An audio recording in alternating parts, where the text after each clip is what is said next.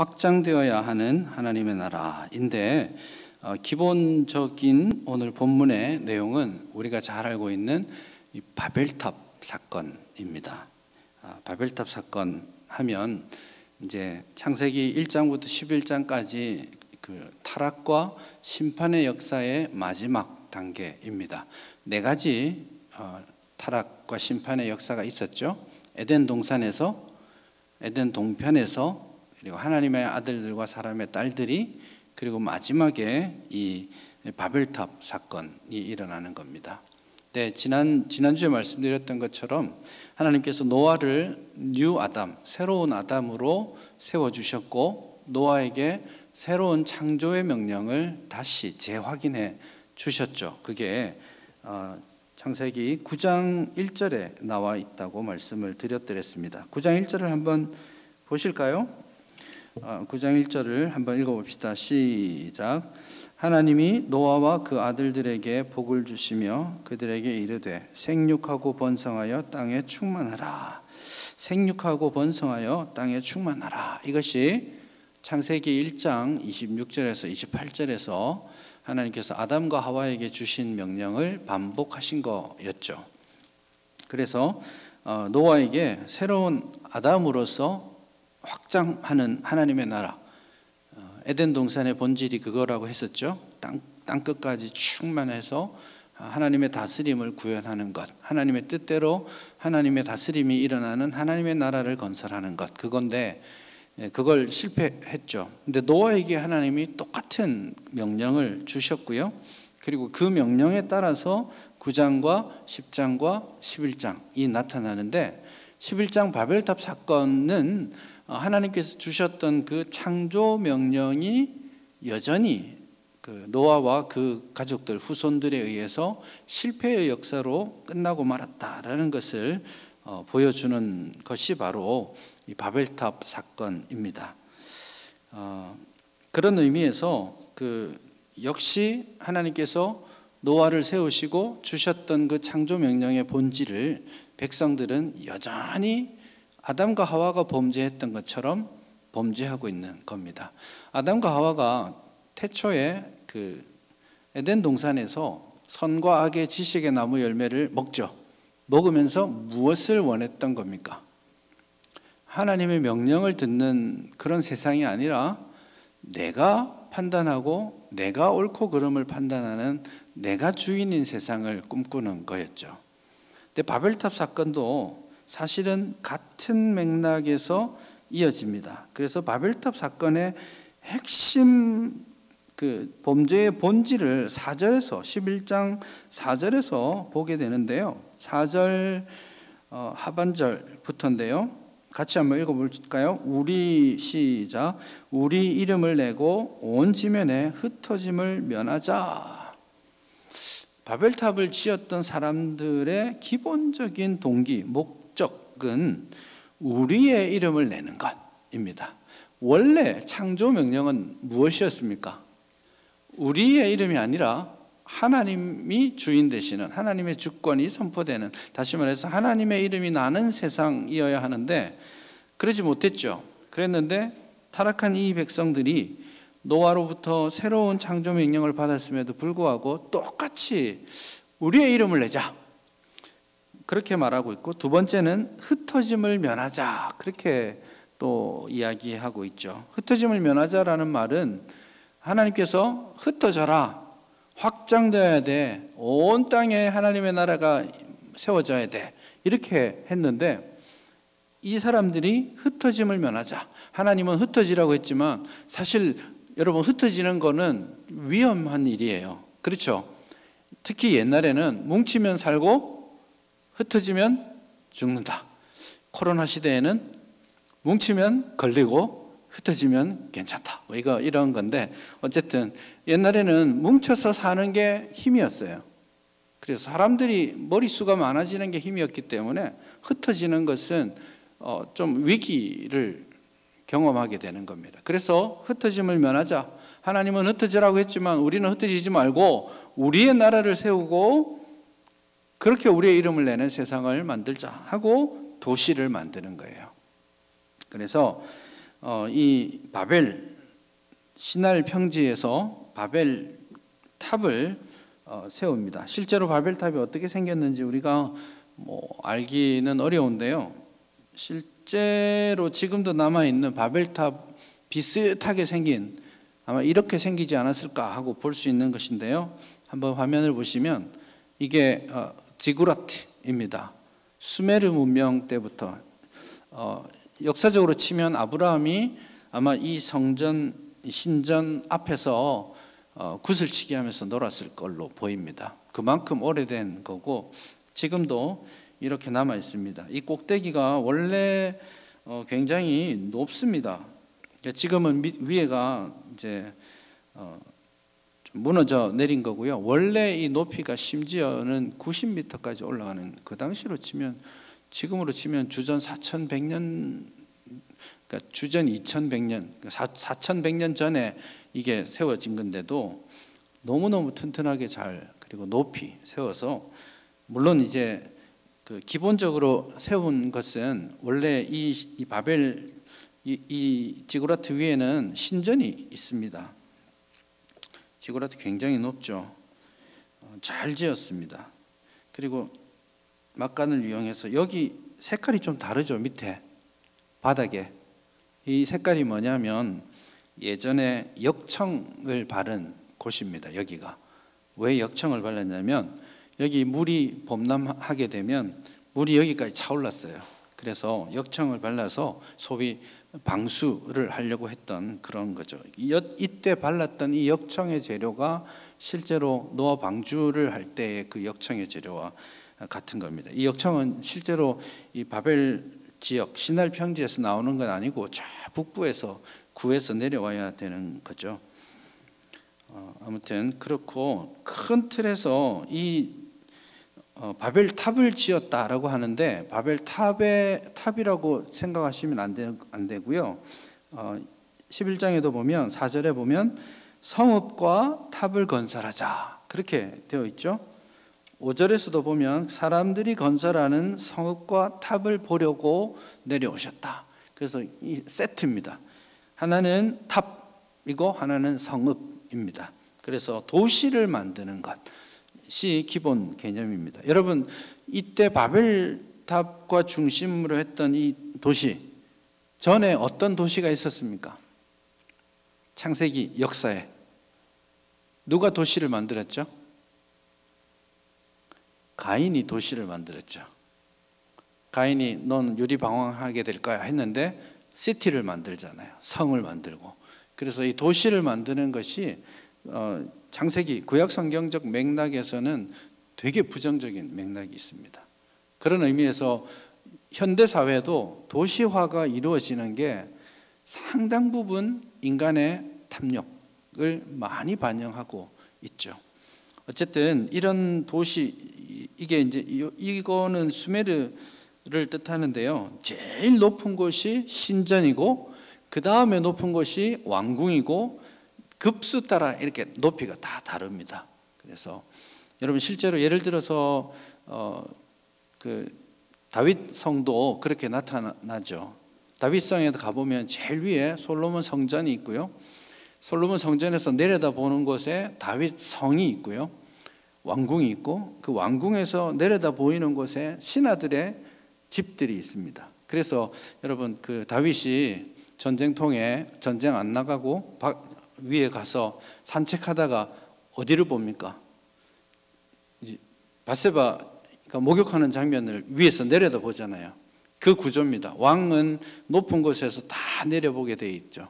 신을 가장 높은 자리에 모시고 어디에서도 다 신을 볼 수 있도록 그렇게 하는 것이죠.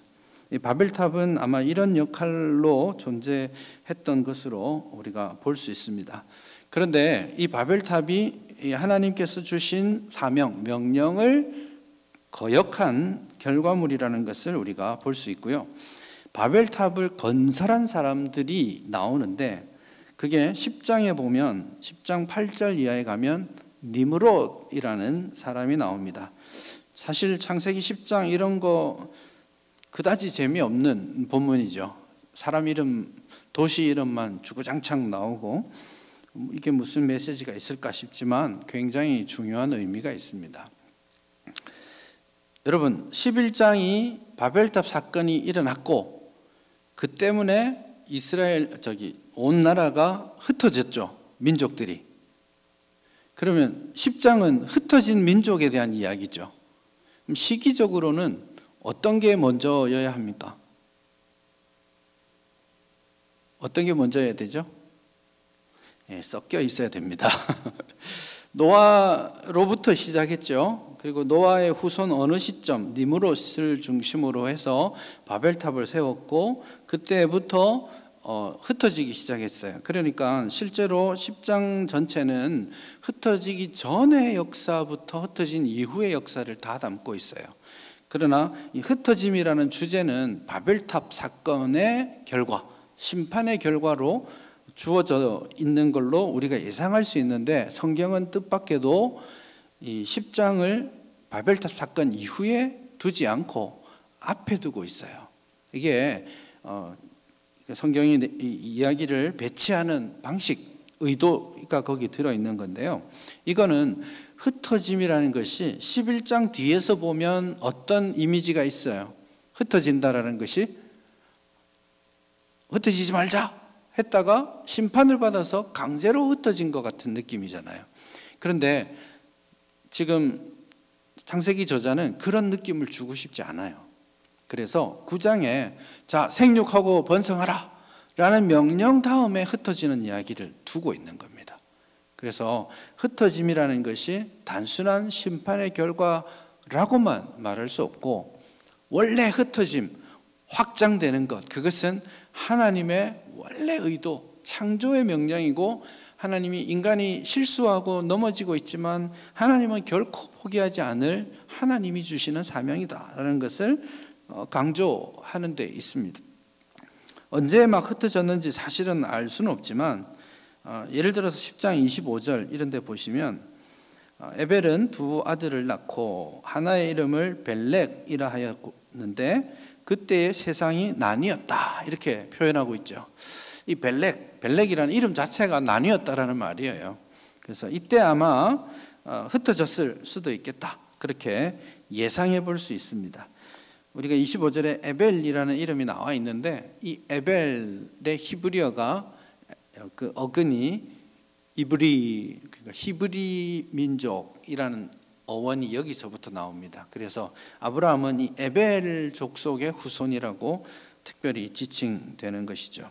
그렇게 해서 막 흩어지도록 하나님께서 명령하신 것을 실행하시는 것으로 10장이 먼저 그 장면을 우리에게 소개해 주고 있는 거죠. 그래서 첫 번째 주제, 온 땅으로 확장되는 하나님의 나라, 이 말씀을 제가 제일 먼저 드렸는데 10장을 먼저 보아야 되는 이유, 그것은 흩어짐이라는 것이 단순한 심판의 결과가 아니라 하나님의 원래 창조 명령에 해당되는 것이다 하는 것이죠. 그럼 결국 이 명령을 하나님께서 포기하지 않으실 거라고 말씀하고 있고, 그 사명이 오늘 우리에게까지 주어지는 사명입니다. 흩어짐은 창조 명령이에요. 그래서 우리도 자 모여라, 교회로 모여서 우리 잘 먹고 잘 살자, 우리 즐겁게 행복하게 읽자, 그러다가 천국 같이 가자 하는 것이 좋은 말인 것 같지만 원래 창조 명령에 반하는 결과를 가져옵니다. 그래서 우리가 모여라 라고 말하는, 교회가 모이세요 하는 이유는 흩어지기 위한 거예요. 그래서 와가지고 교회에서 치료받고 전쟁터로 또 나가고, 와서 말씀으로 회복되고 전쟁터로 나가고, 여기가 좋사오니 이러면 안 되는 거예요. 그거는 창조 명령을 우리가 제대로 이행하지 않는 거가 되는 거고, 그래서 모이는 교회, 모여서 서로 우리끼리 만족하는 교회, 세상을 향해 등을 보이고 우리끼리 손을 잡는 그런 공동체로서의 교회가 고착화되면 그 교회가 복음의 능력을 상실하게 되는 결과로 결국에는 이어지게 되는 것이죠. 그런 의미에서 흩어지라 라고 하는 거예요. 여러분, 10장에 민족 12개 숫자가 나와 있는데 그 몇 민족 수가 몇으로 나와 있는지 한번 세 보셨어요? 이걸 이제 세 보시는 분은 연구자로서의 기질을 가지고 있는 분입니다. 예전에 신학교 다닐 때 참 재미없는 그 이제 예배 시간에 너무 지루해가지고, 전도사도 그럴 때 있잖아요.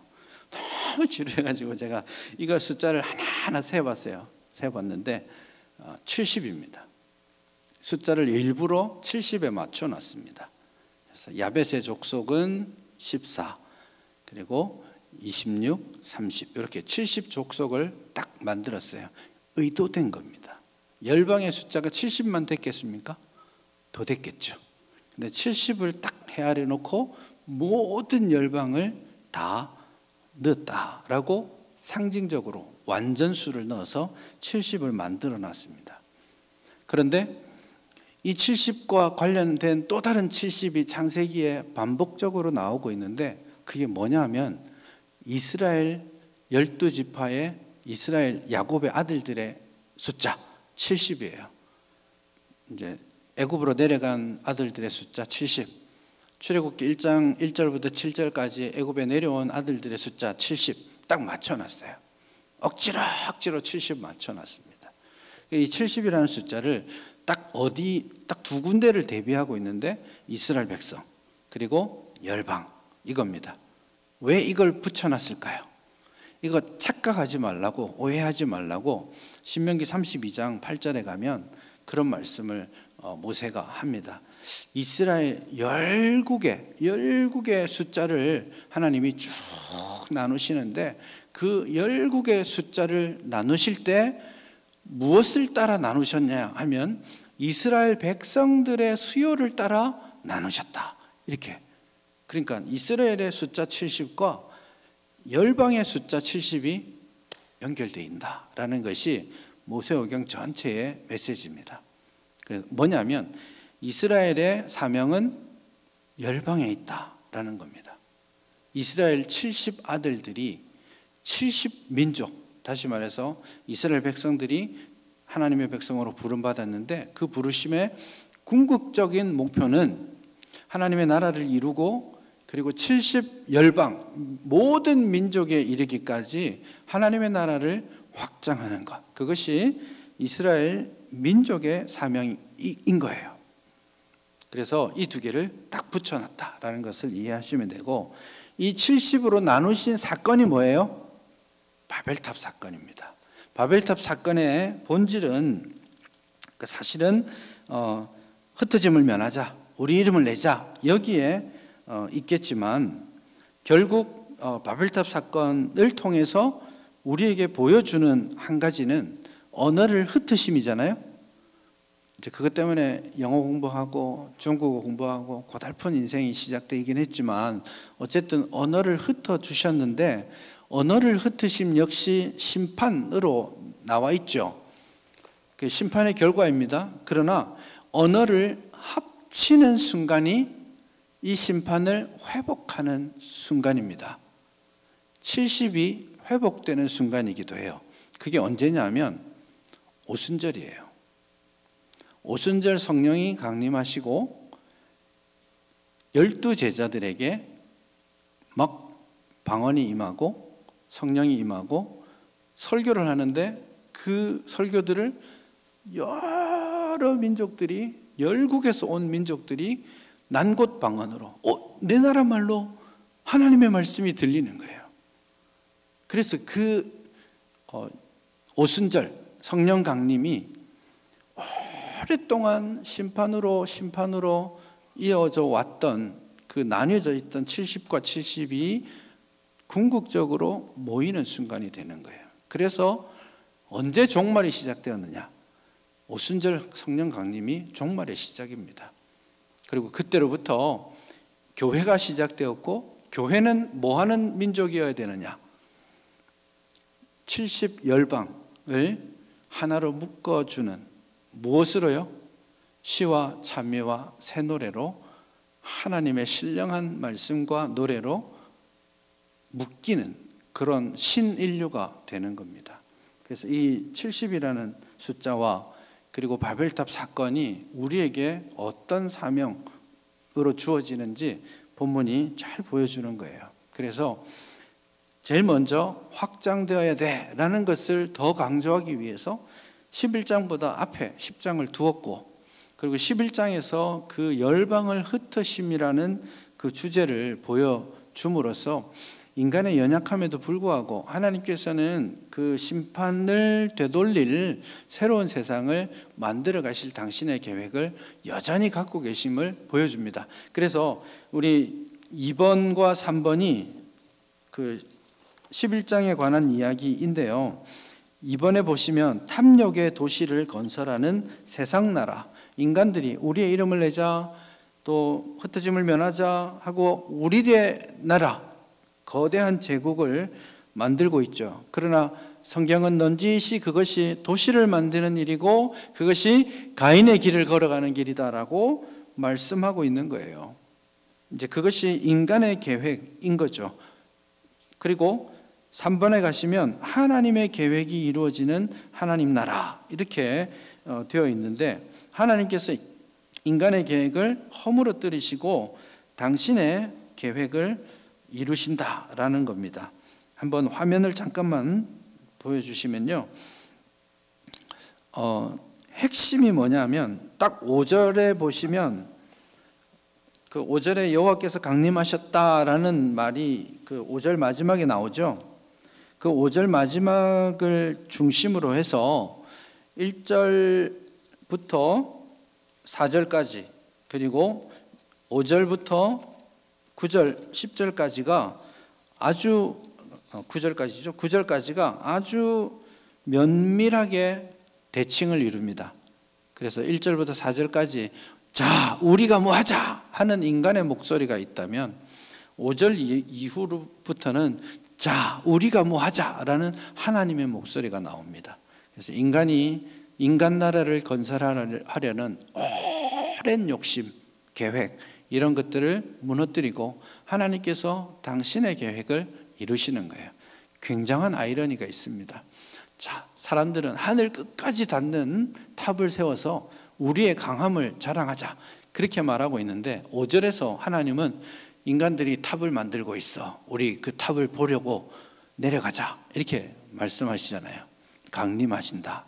그러니까 내려간다라는 건 웃기는 이야기인 거예요. 사람이 아무리 높은 탑을 쌓고 아무리 자기의 나라를 세워도 하나님은 그거 보시려면 한참을 내려오셔야만 보이는, 닿을 수가 없는 간격을 보여주는 것이죠. 그래서 하나님께서는 당신의 원래 계획, 확장시키고자 하는 하나님의 계획을 반드시 이루실 것이다 라는 것을 본문에서 보여주고 있고, 이 이야기의 궁극적 결론, 그것이 바로 아브라함입니다.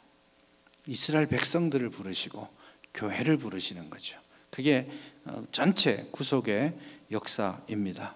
그때가 되면 이제 아직도 우리는 이 심판의 세상 가운데 있기 때문에 또 고달프게 돈 써가며 시간 써가며 영어 공부도 하고 중국어 공부도 하고 스페니쉬도 하고 해야 되는데, 마지막 날이 오면 우리가 한 목소리로, 한 새 노래로 하나님 나라 천국에서 한 목소리로 하나님을 찬양하는 새 시대가 오겠죠. 그게 바벨탑 사건이 오순절을 건너서 종말을 내다보는 그런 전망입니다. 그게 바로 우리의 사명이기도 하고 교회의 사명이기도 한 것이죠. 더 이상 언어의 혼잡은 심판이 되지 아니하고 그것은 오히려 하나님 안에서 통합의 역사로 나타나게 될 것입니다. 한번 이제 마무리 정리하고 오늘도 마치도록 할게요. 인간이 아무리 자기의 나라를 세우려고 하지만 하나님께서는 당신의 원래 계획, 언제부터 하신 계획이에요? 창조 계획, 창조 때부터 주신 명령, 그 사명, 그것을 끝까지 포기하지 아니하시고 하나님의 뜻, 하나님의 의지로 그 일들을 이루어 가실 거다라는 것이고요. 이 거대한 성경 신학적인 흐름 안에서 우리 교회가, 우리가 지금 여기에 있습니다. 그래서 우리의 사명은 하나님께서 결코 한 번도 포기한 적 없는 그 창조의 명령, 그것을 계속해서 감당하는 겁니다. 그래서 교회는 모이면 힘받아서 치료받아서 흩어지고 열방으로 나아가고 열방에 대한 관심, 그 기도, 하나님의 나라가 열방 가운데 이루어지기를 소원하는 그런 기도가 끊어지지 않아야 할 것입니다. 그게 우리의 부르심이기도 하겠습니다. 우리 그런 말씀들을 좀 생각하면서 한번 기도했으면 좋겠습니다.